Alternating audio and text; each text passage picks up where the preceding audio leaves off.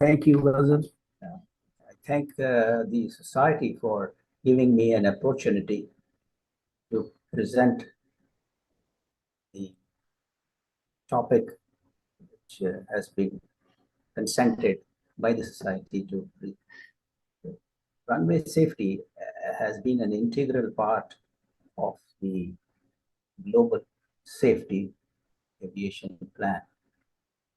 The runway safety occurrences occurring as a serious incidents or accidents. We will look into this runway safety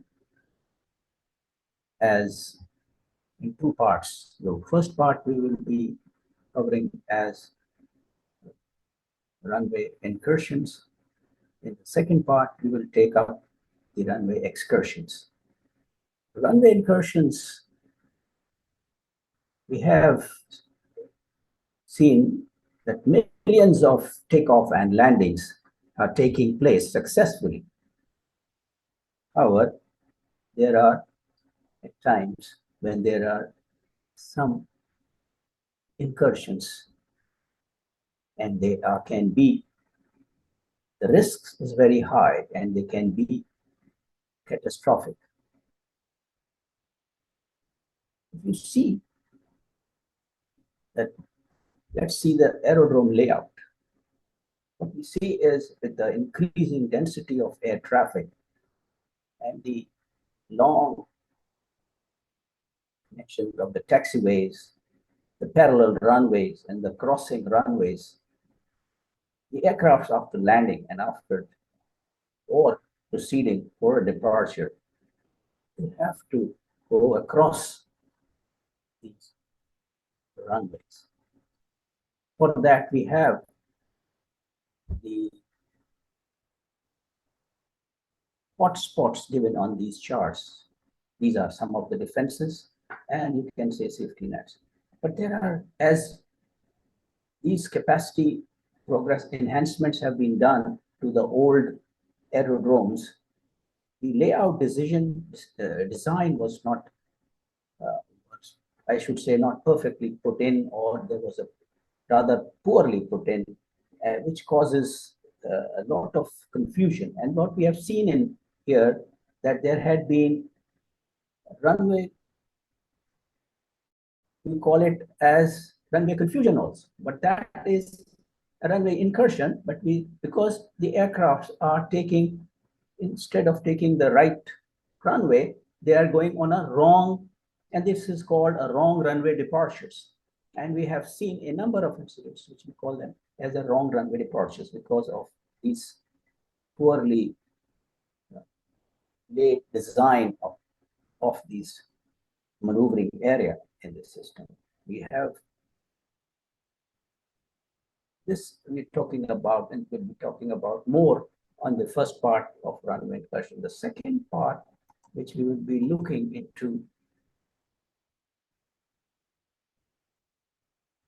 after this runway confusion because of the converging taxiways and the crossing of these taxiways across the parallel runways, we go further to the second part, that is our runway excursions. What we see here is the aircrafts at times veer off or is unable to stop within the given or designated distance, and it overruns. And this runway excursions have a number of factors which are there, reasons are there. We will look into it while we're looking into the second part of our this presentation. And what we see is, and mainly we will be looking into the runway surface condition, because we are talking about runway safety. We will look into the runway surface conditions, how it is being assessed, how it is being reported, and what our contribution as PC within as a state we have done. And I will also submit what I have as my individual contribution in this aspect.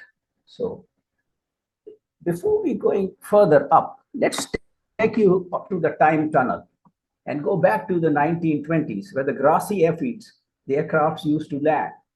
and they used to come up in the 1920s, where they were a very small aircraft, so just jumped up, and the people below was really alarmed because of the aircraft may likely collide. But what was the runway safety? The two aircrafts or more aircrafts are just coming in simultaneously and landing. What we did, we had a person standing close to the runway and was carrying a flag. And this he was showing us signals. And these signals did some magic that was averting collision the aircrafts on the runway.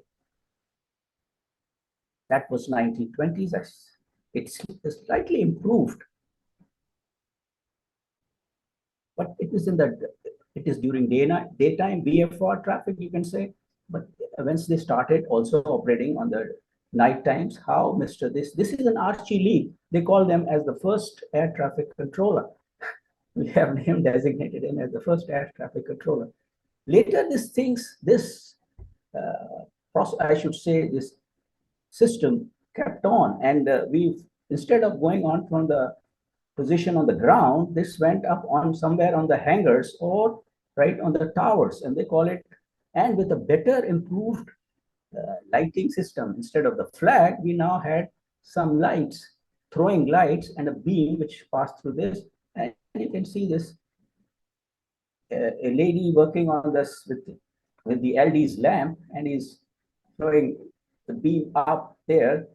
And how can you see this whole system was functioning, and that is called with steady red or steady green or flashes of red and all this. This is now still there as a rules of the air. If you see, it is in the Annex 2. You find this as there as one of the means of regulating or controlling the traffic. And how this is the history, the aviation history had brought in evolution of this is an evolution of air traffic control. And this is what is air traffic control. It has been a safety net preventing a collision between aircraft on the runway. What is it? It is a collision on the runway. That was 1920s. This system was further seen as how to improve this. When we go back into the Chicago Convention, and we see that the convention has now obliged the states or made mandatory on the state the obligations that they should follow some standards and recommended practices. As the technology improved, we had a better air-ground communication. We started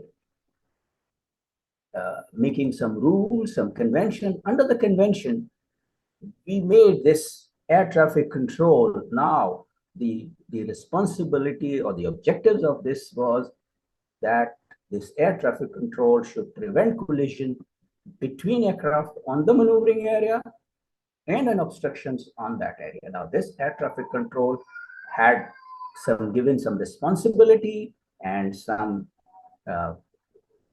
procedures, and this was which came in 1950 with an annexure to the Convention on International, Chicago Convention, annexure 11, which was there with for the air traffic control or for the air traffic services.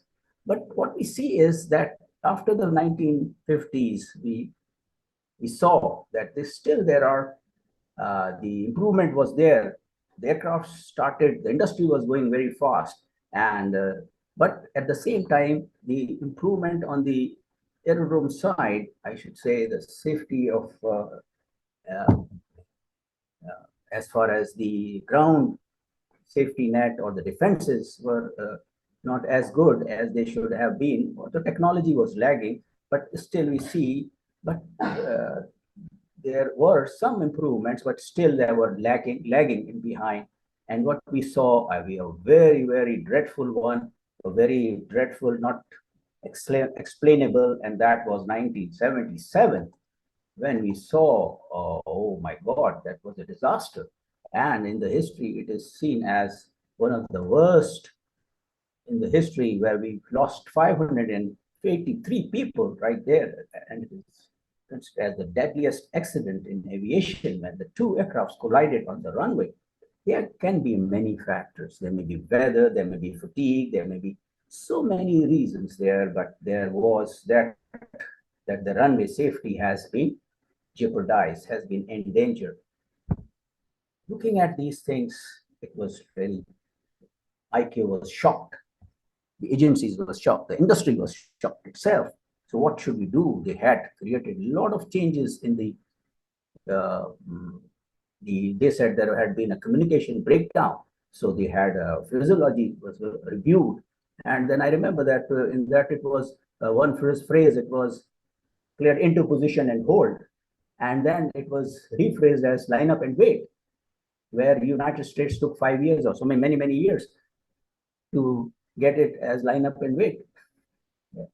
So this is where they have kept on doing it, many changes, but still we are seeing that this is, let's look into what's the ICAO is doing right now. ICAO has got a global aviation safety plan.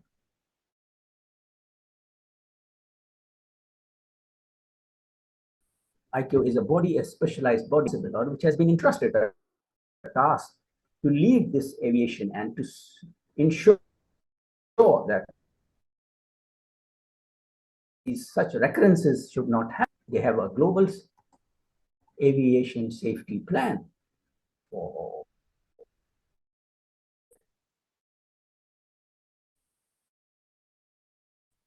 this 2020. In this civil aviation, in the International Civil Aviation Organization, they have got a sovereign body which is known as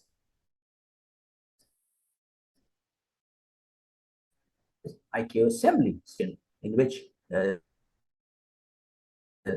this global aviation safety plan in the technical domain was again reviewed, and they said, no, let's continue with this. And what we see is that in this, they have come up with some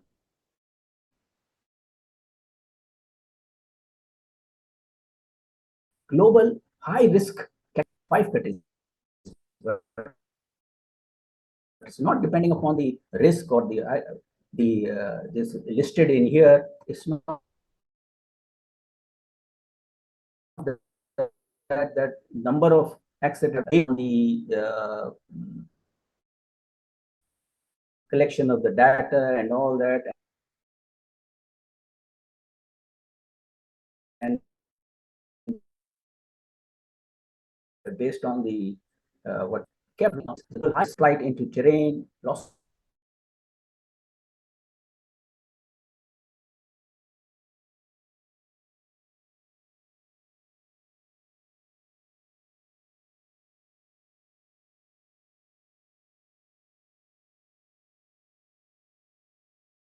which are in years. To have more focused on this global aviation safety plan, as I said, it scatters for the regional plans, national aviation safety plans, and all they cover into this, sir, and accordingly, it's also in this as a sorry, global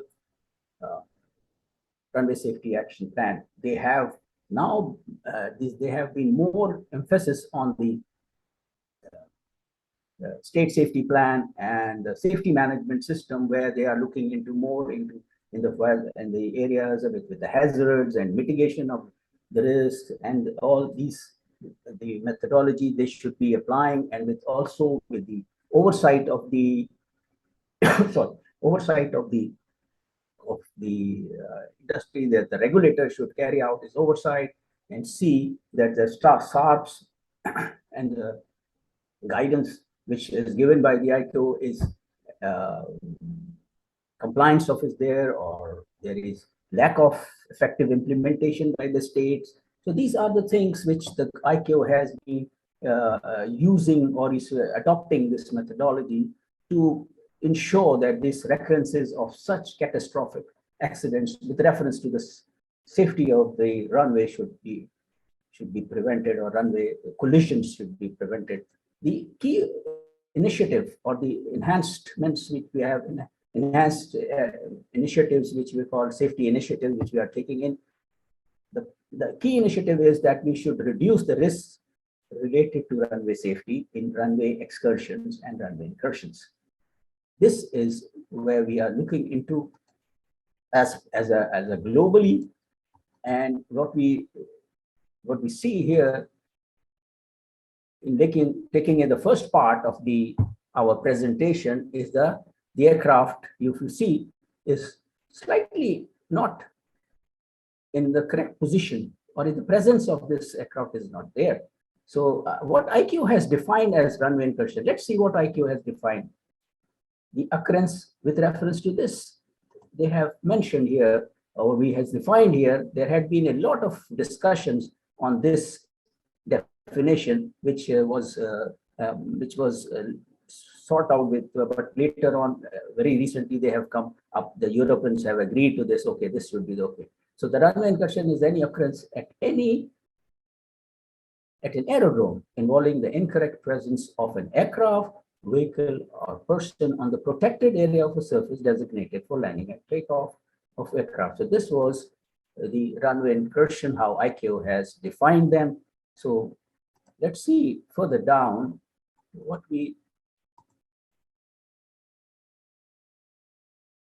are the risks which we look into with reference to these runway incursions. The runway incursions have been further looked into with reference to the severity.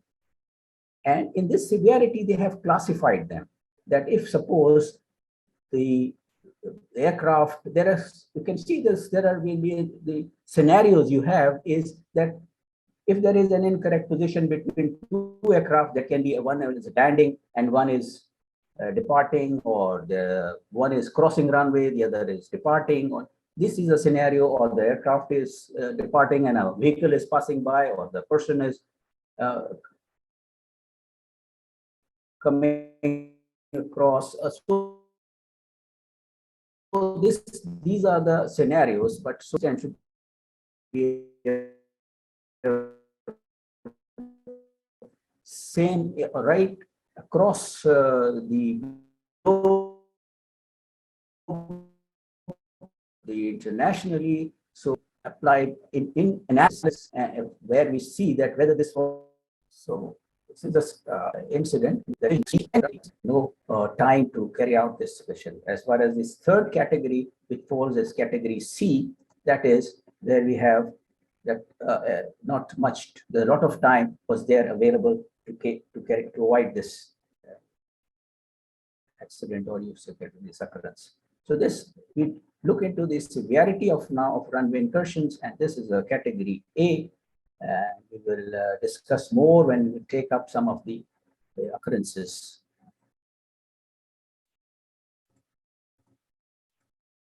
So major causes leading to runway incursions, we take it into the domains that who are the three main players, which what we see was that they are becoming the incursions on the runway with their incorrect presence. So we were discussing the major, which were the players, or the three players which have the causes, which are human factors, can be a major sort of thing, which in these, because these all are they have been given a lot of training, a lot of other education, but still they have. So let's go to the next. We have, what we see is we are looking into the Canada. What we have seen that the Canada is watch list has put these runway incursions as the key safety issues, because this Canada transportation system with the joint venture with the NAV Canada have gathered some lot of data, and they have carried out the analysis of that data, and they have come up with this chart. What we see is for the next last from 2010 to 2021, the data which they have, they show that 100,000 arrivals and departures, there was some runway incursions. These runway incursions are with reference to severity, which is from A to C, A to D even, but we will be looking into the more way to A and B. So what we see here is that in 2010, there were occurrences with reference to the runway incursions were to around 5.7, and then in 2021, they raised to this 12.7. Although there was no accident, but there was some potential, likely risks, high risks sort of occurrences, and which fall as under category A and B.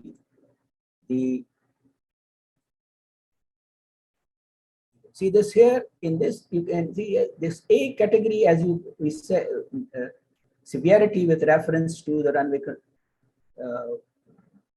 incursions. There is the 2010 had 1 and 11 as 3. This is the bold, you can, blue colors as shown in this. These are the occurrences, total number of occurrences with reference to A to D, where this D has minimum risk, C has some risk, but these two, the extreme risk and high risk, are very, very important, that we should mitigate this risk to avert this emission. So this data I've tried to present is quite giving us an information with reference to the blue colors, which with reference to the high risk, and this, that what Canada, why this Canada has kept it as under the watch list. The transport system, which is looking after the surface as well as the sea, in the air, when they look into the aviation, they have kept it as the runway incursions as a high risk on the watch list, I should say. By severity, oh, let me show you here a very recent one. What we see is here is a runway incursion which has taken place last month on the 13th of January, and where we saw that 777 taking proceeding, it was parents to continue taxiway and continue, have to depart from 04 left. What happened was that 777 crossed the runway, and this is incorrect presence, you can say, created an alarm here, because a Delta airline flight, a 737, it was departing on from 04 left. The call came in from the ATC, saw this aircraft, and there was very little time to avert this, but he said, cancel takeoff, and this, he tried to this, I think the pilot also saw this Delta airline, this aircraft crossing this, and so a very close call was here. Similarly, I would want to share another one, which was very recent one, and that happened lately. Both the previous one and this one also is under the National Transport Safety Board and the FAA. They are looking into very, very critically of these two loss of, you call it separation, or very high, into a category convictions, which could have resulted in a catastrophe. And this, what was, you can see this here is a Honolulu with a Boeing 777 going up and then landing on this and taking a high-speed taxiway, and did continue to cross this runway, whereas he had to hold short over here, and he did not held short. And this aircraft, another Cessna, was coming in for landing. He tried to make a very sharp turn to go further down and hit this aircraft. You can see the paths over here, which we have seen, been able to get this. This is when the aircraft landed, and it started high-speed taxi, and it was a very fast taxi going on up there.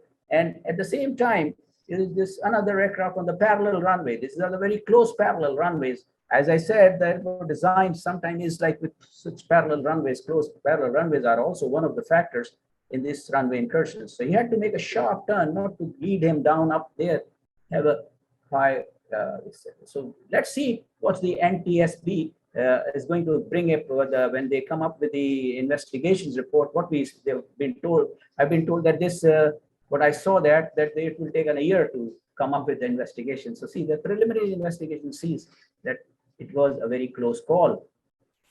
So these are I was sharing with you. One is very, very horrific, which was happened last year, and it's a couple of months back. Oh my God, that was. Let me share with you this Latin ones. Oh my God, vehicle started rammed into this jet, which was 128 passengers on board, and then the fire crash tender having some drills, and this fire crash tender went right into this aircraft and this fire crash tenders later got two of them fire crash tenders died. But luckily we were fortunate that the 128 passengers what are the reports came in, they were saved. And but this has been a very horrific incident of Jet Airlines collided with fire truck on the runway on 18th of November 2022. So this, looking into the incidents and the accidents lately, which is coming up, is really looking into that we have to see. Well, we have seen a lot of guidance material which is coming up, which has come up because of the category of the high risk category of this, which used to be called as priority. Now it has become a high risk category, global high risk category.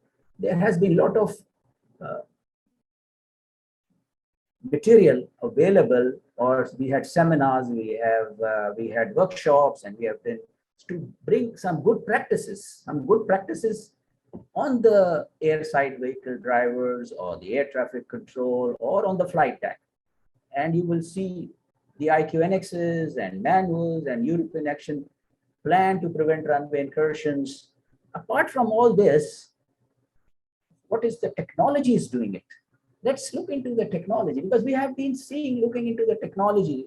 We have seen them mid-airs have been saved by ACAS, aircraft collision avoiding system. Now let's see what we are doing right now on the ground.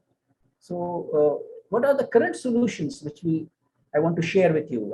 Because my presentation is an overview on the incursions and excursions. Let's see what are the current solutions. The current solutions which we have is increased flight crews situation awareness. Situation awareness is one of the factor which the aircraft loses his position, the navigation is not on the ground, the cues available to him, visual cues available is not working, during the adverse weather conditions. But now with this help of this electronic flight bags with the maps on, they have got a very good positional situation awareness has improved. Then we have a runway awareness and advisory system where they have got some oral alarms guiding you prior to that, which runway you are entering. There is some designs also they have been able, improvement plans have been approved where they have, as we have discussed about the layout and the aerodrome design, they have tried to improve that and been made more safer in that aspect. Then we have runway status lights. These are the new technical, what we call is in the safety nets or the defenses. And the runway status lights, which was started in the United States, and they have got around 24 of the airports or more than that. They have added some more airports now. So the 24 airports have been equipped with this runway status lights, and this is in our NX 14. It is the ICAO has mentioned that is as an autonomous runway incursion warning systems.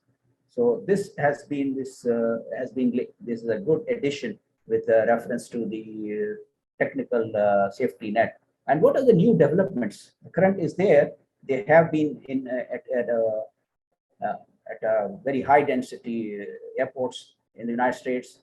And we'll see when we look into the new development, we will look into the airports in China, which they have put up status lights, but the industry is looking into more new development, and they have taken as one of the occurrence of China as the Shanghai ones. So we look into this. The new development is surface alerting. We will. I have a video for that also, and show you a 5 minutes video. If this is the maps which helps you on board and gives you a good airport moving map, where we are, where is his position, where is his heading, which shows, helps you with reference, and guidance is available, which runway is he entering, and all this has been help available through this technical advancement in the avionics.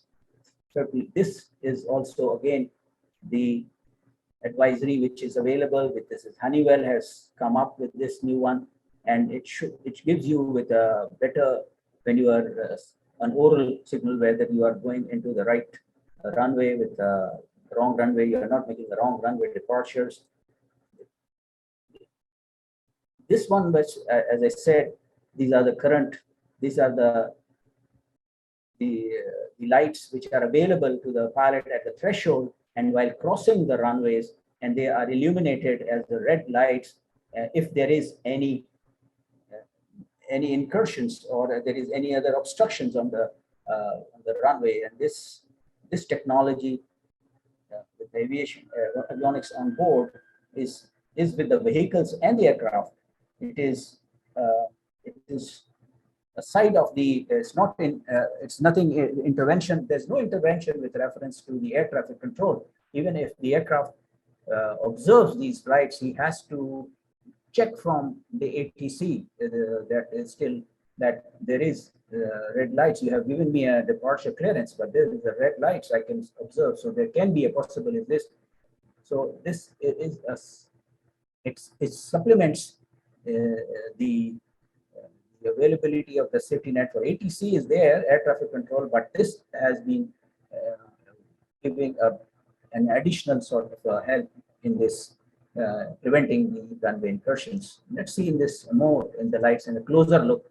A closer look, you will see the runway entrance lights. This aircraft is how it observes these red lights when they are illuminated, and he has to check from the ATC before crossing. Sorry. This is where you have, this is on the runway. As you see, this is on the threshold takeoff holding points. You can say that you can see these lights, that the illumination of these lights, the burning of these lights gives you that there's some obstruction ahead of you on the runway. So this is a view from the cockpit of the pilot view of the takeoff hold points when he is there, pilot view of takeoff hold points, or pilot view of runway intersection lights. This is he is in the aircraft, he can observe these lights, this is observations. Now this is coming up with this one more, this now we are talking about more advanced is with the ADS-B in. ADS-B out has been now mandatory for us in the United States with the reference to 2020. Now this ADS-B in has come. It is providing an additional onboard safety that's with reference on the runway. Complements now safety nets such as this runway status light, which we were discussing previously. This has been a new development which is coming up, and it is again a good one which is coming up.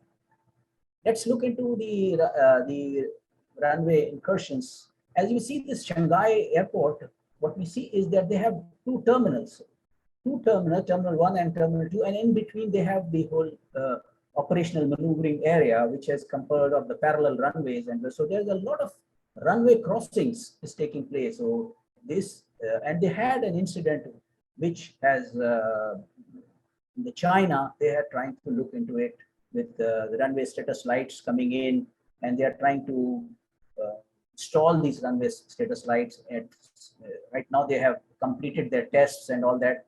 They have submitted their information paper in the last assembly session at in the Montreal, and in which they said that yes, they are working on this runway status light, especially at Shanghai, because there are a lot of crossings for the terminal 2 and terminal 3 crossing across this runway, and the aircrafts moving from the parking stand on terminal 1, 2, and to the other runways. So this is coming up, and this was the what you call the scenario of the 11th October 2016, where this aircraft was here. One was just going in on this taxiway hotel, this entering here, and the other aircraft was rolling for takeoff. At times, this was decided by the first officer to reject it, but then they went up and continued for departure, and he just took off over here about 19 feet, or what that says, like here, that this 330 and 320 when it's cleared, and it was just about 86 to 119 feet, which he crossed this aircraft, which was on crossing this runway. So this, the occurrence or the serious incident now has pressed the authorities, the aviation authorities in China, to bring in technologies and to look into the technology. So the industry also tries to bring in a much better one. So they are also working on it, and let's see what they have in their bag, what they are proposing in this new development. That is surface alerting and surface A coverage scenarios. And this service scenario is that it is something like what we call it TCAS. And when they mention it as T3 CAS, with the train avoiding warning system and all that into coming built-in system. So the previously the ACAS was for the aircrafts on air. What they are looking into it, that there should be some sort of similar one available on ground as well, so that they should be able to prevent the runway incursions. So this traffic on runway, it will give them alert, and they will be able to make some evasive actions. So these are aircrafts, taxi, landing, takeoff. They all will get with this. Mostly the technology what we has was that the ADS-B in has been able to provide this with the other surveillance technology available as SMRs or the advanced ground this surface movement system and other surveillance systems. This ADS-B has helped them out. Now, looking into this, they have seen this, that their aircraft, when it is coming in, he will get an advisory, that is traffic on runway. And as soon as he gets this, he will also get now a warning, traffic on runway. And this, you can see, warning traffic on final is for him. On the one which is here on the taxiway hotel, he's getting a warning traffic on final, and he's getting a warning traffic on runway. So they both have a situational awareness is there, and this may, because of this, it may go around and take an evasive action. And this can be a technology when you look into the analysis of the survey which we have in the surface movement, and this is functioning like a CAS which we have in the air. Now it is on ground. This is working on this. They are already out. This is ADPS out in 2020. They are working on it, and they will be able to in 2025. They have said that they will be in. But let's see this video. Let's go for the runway excursions now, the second part, and we'll go little hurry. We will go. Yes, the IATA data has shown that almost we have, what we see is that every day we are having some runway excursions, and there is aircraft veering off from the runway left or right, or going beyond this runway and overruns this area. This is what we saw is that the IATA data is from 10 to 15 is 50% results in complete loss of aircraft. This cost this $1 billion US, and 15% of global overruns, 2 overruns per month, and they have For the last 4 years, they have come up with a report that they had around 60 excursions, right, from 17 to 20. And then they had 60 excursions, and then about 66 of these were the fatalities, which were very, very poor, what we call it. The it was a go round was necessary but not conducted, long touchdown and gear malfunction. But the main one was what we in our from runway safety point of view, we see that this the runway contamination or hydroplanning, you can say this. And then we see this in this, you can see these three images where you have the aircrafts have been unable to stop within the designated on the landing run available, which we had the stop this aircraft. The runway surface, mainly this reason was the one of the reasons which you call is called the contaminations which we had. Now these contaminations which we can see this were also reported previously, but mainly this runway safety with reference to runway surface condition was because of the runway frictions was there.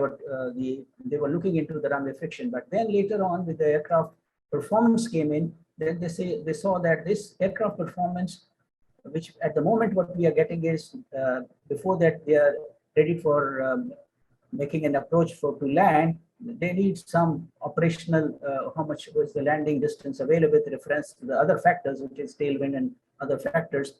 But out of that, this friction of runway one was one of the factor which runway safety, we were looking into it. And this one is an important one. We're looking into this, that what is here. So the United States came in with the TALPA, they call it takeoff and landing performance with reference to aircraft performance, and then in which they came up with the RCAM, that is runway metrics. And this runway metrics was between this, once they have got the runway condition codes, the runway surface condition codes given to the aircraft, and then if it went in, that gives much more objectivity with reference to aircraft with landing. So this was, the more you can see how to risk mitigation in this runway excursions, what we saw is the runway condition reporting in this was more important, that we should have a runway conditions reporting accurate and timely, so that this risk has to be mitigated. So runway condition reporting in flight realistic landing distance calculation, because this conditions, when it is input is given here, gets a better calculations with reference to aircraft. So the on the deck they have the accuracy with reference to distance. It helps them out to hold the aircraft within the designated runway. If you can see this, so the need a change was that we were not providing them. Now the runway friction is gone. We do take it as a state's requirement, but this has to be done accuracy and timeless with reference to this assessment of the runway condition. The assessment of runway conditions which we have is for the airports which are, we call them as wet runways, and then the other one is the snow runways. Now we have in Pakistan, we have two scenarios in which some countries do not have this snow, like Malaysia or Indonesia, where we have here is with a airport which is Kurdu, we have the snow, and the other one is, you can see in Lahore, that is what with a lot of rain is coming in. So we have to look into these runway descriptors, we call them, and according to ICAO, this we had to, in Annex 14, we have to compliance to this standard, we have to bring up the global reporting format for assessing runway surface conditions. And this was to be implemented it came up in the 16th, and it was to be implemented in 20th November, and then again revised in for 21st November. This, what we did was that this, as of 4th November, the personnel assessing and runway shall be trained and competent to perform their duties. That this part was, we were lagging behind in this, that our personnel in the different areas were not able to carry out this function. So I was there in KIET, and then I developed this course and then conducted this course in April 2021. And thereafter we have, so far, the first course as the trainer I completed in April 21, and thereafter the instructors from the Aviation Training Institute conducted in the KIET and in the field and there were around 400 people have been trained. So all training has to be conducted for the airport people, for ATS, for AEIS. The pilots are also be trained. The flight dispatchers will have to be trained. The training has been given in your the ICAO Circular 355 and the PAN's Aerodrome 9981. Accordingly, the people have to be trained. So fortunately, we were able to make, before the auditors said that we will be able to complete this compliance with reference to runway surface reporting and conditions. This is the descriptors, what we call it, is snow, ice, in the form of, we call them as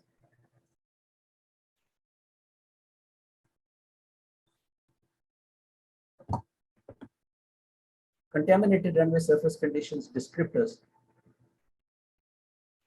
Runway conditions codes are given in for the runway for the 3 parts of the runway, and they are given in this first, second, and third part of the runway. If there is a contamination more than 25%, whether it's water or slush or snow, if it is more than, suppose the water is there as far as the tropical, if it is more than, the depth is there 3 millimeter, and the coverage and the type. So the 3 things which are very important is the contaminant, which is either water or is a slush or a snow, or it's a dry snow or a wet snow. All this has to be given in a proper format, and the coverage has to be given in. For that, we have to carry out a training for the aerodrome operators and for the dissemination for the people who will in the AFTN sending it. So what best is done is there that this description is coming in, and this is runway condition code. The 6 is for the dry, and then 5 is for these all braking, because the surface conditions have a negative effect on this braking controllability of the aircraft. Now the aircraft reports, the aerodrome operator has given us the runway condition code after carrying out runway assessment, and has reported that the runway condition RYCC in this is 5, and then but the aircraft reports as good and the braking acceleration is good, then this has a problem. But if suppose this aircraft reports medium and we as an aerodrome operator, we are reporting as 5, then we have to look into and review this thing, and either we have to downgrade it because of this, or we have to look into the other weather conditions and see whether we have to downgrade, to what extent we have to downgrade. More reports in this. This is called runway metrics. We call it RCAM, runway conditions assessment metrics, which is again the aircraft helps them with this runway code and giving them what should be their performance with reference to this runway condition code. These are the charts which are provided to the trainees, and these are salient features of the training which we conduct. This is the main sheet which has as an aerodrome operator, which the operator has to go into and carry out an assessment and then fill in with reference to all these descriptors, that is slippery wet or standing water or snow, or this is with reference to the sheet which is reference to the wet runway, which filled in this, that we have now 100% with standing water 2 millimeter, and this it is RBS's runway condition is 2 with reference to this. So these are the training material, what I should say, some of the training material in our manual, which we try and equip the personnel with this training and give them an education how to give a timely and accurate reports as far as this. This is with reference to the snow. An airport which has a snow has a worksheet completing this snow, and this worksheet goes to the AIS, Aeronautical Information Service, wherein he issues a snow tam, and this snow tam is in the form of suppose this is the airport which is releasing this at this time, and this is your runway 09 light, and this is a 558 is the runway condition code, and the coverage is 100% with the first part of the runway, second part, and third part of the runway. has been not reported, and the depth is not reported for the first, second, third, but here it is. The third part has got a 0.3 millimeter of them. What is there? The first part of the runway, which is divided, the runway is divided into three parts. It has got the first part is wet, the second part is wet, and the third one is as a slush. So this is again the zero. The next runway which is there, there's again it is given in this. So we have to train the AIS people from the runway condition, this worksheet. From there, they have to fill in this SNOTAM for dissemination to the different stations. And this is where on board, which we get it from there, and they fill in it, and this gives them a good manual from their operation manual, how much will be their landing distance available with the altitude and with the tailwind and other factors looking into this, that what they will be able to. So this has helped the operators to have in a very objective way that the landing distance availability, which makes it. But the only condition here is that we should be able to make the correct assessment, the timely assessment, and the reporting should be very timely, which will timely and accuracy of the report fast of completing this runway excursions. Thank you very much for going through, and sorry for the interruptions. So thank you so much for this wonderful session. We have a couple of questions. Mr. Rizwan Raza wants to ask about the role of AI, and is there anything CAA is doing something in this regard, in order to avert runway incursion with the help of AI technology or using with it? So if you have any insights regarding about CAA and its program regarding advanced technologies. This advanced technologies, high-tech technologies, and as you're looking into an artificial intelligence also, so looking into that has to be mostly the research and development, and these phases are being carried out in advanced countries in the Europe and the United States, and some of them in China, but mostly in the United States. And there are some aviation industries like Honeywell and others which are really doing a good job in, and they have all of the plans to continue with this, as I've given you the current situation scenario and the current, and also the developments, the new developments which is coming in. So thank you so much. Mr. Hizbur Rahman had a question, but I guess he has left, or okay, I found you. Okay. Assalamu alaikum, sir. Sir, as we know, the runway funnel area is quite a critical area regarding undershoot or overshoot landings. Or in the case of heavy takeoffs, or I would say takeoffs with incorrect sheets, load master fault, etc. As in the case of heavy or increased CG takeoffs, the aircraft may took off due to ground effects, but it may crash or endanger the people in the funnel area. God forbid, we have seen a tragic accident in Model Colony 2 regarding PIA A320. So my question is, as I have seen many construction in the funnel area, isn't it a violation of the regulations, and shouldn't it be curbed?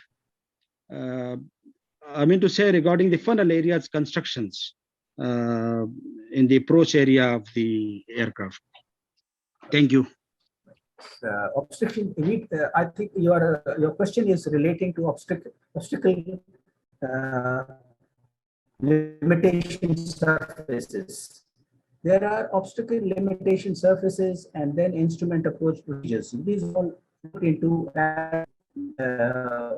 in the air, the priority of the airports, where we keep in monitoring with reference to the obstacles, and this obstacle limitation surfaces, we call it as a criteria, which the ICAO in your Annex 14 Chapter 4, Annex 14 Chapter 4 deals in this. There had been some, we had our national airfield clearance policy previously, but this has been now changed into zones. So if you look into the ordinances recently being passed, the obstacle limitation services where the NOCs has to be issued now, they're being issued by the local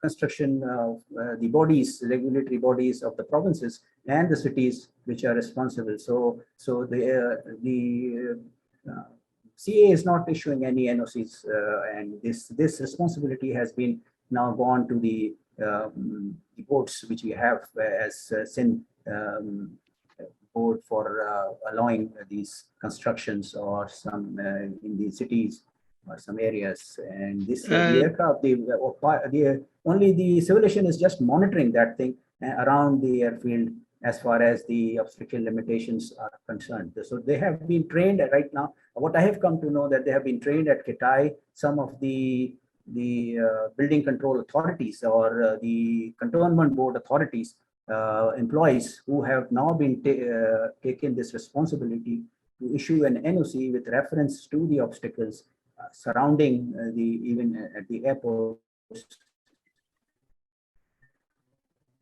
and how So we far have they another become question. and obstacles. Now they have to give an NOC now.